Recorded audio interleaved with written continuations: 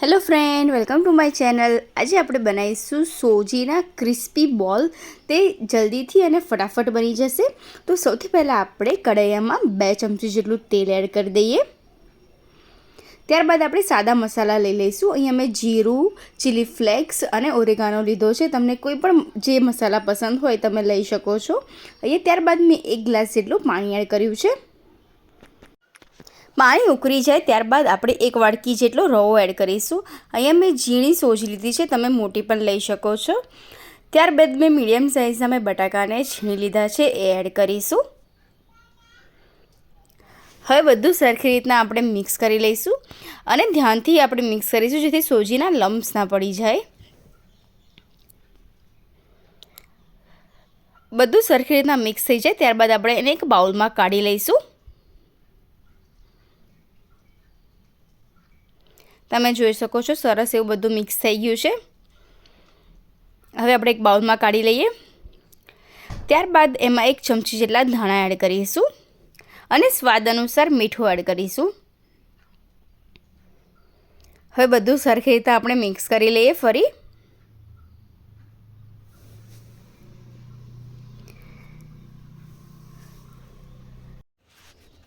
ત્યારબાદ આપણે એના નાના નાના બોલ બનાવી દઈશું। તમારે કોઈ બીજો શેપ આપવો હોય તમે એ પણ આપી શકો છો। અત્યારે હું એમાં નાના નાના બોલ બનાવી દઉં છું।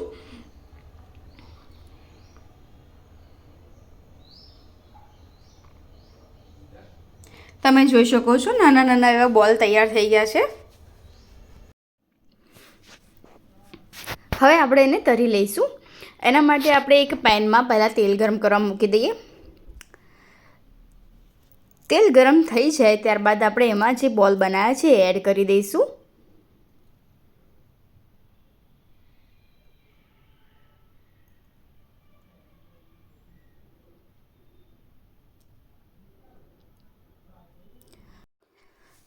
સોજીના બોલને આપણે ધીમા ગેસે જ આપણે એને તળાવવા દઈશું જેથી એ ગોલ્ડન બ્રાઉન અને ક્રિસ્પી સરસ એવા થશે।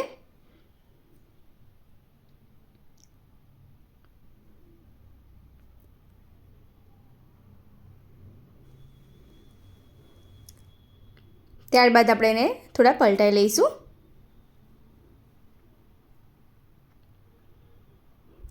તમે જોઈ શકો છો સરસ એવા ગોલ્ડન બ્રાઉન થઈ ગયા છે। હવે આપણે એને કાઢી લઈશું અને એક પ્લેટમાં।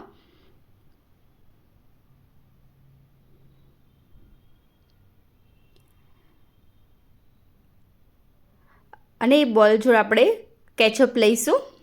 તમે ગ્રીન ચટણી છે, માયોનીઝ છે એ પણ લઈ શકો છો। અહીંયા હું કેચઅપ લઉં છું। હવે આપણે સર્વ કરીશું। તમે જોઈ શકો છો સરસ એવો ક્રિસ્પી થઈ ગયો છે।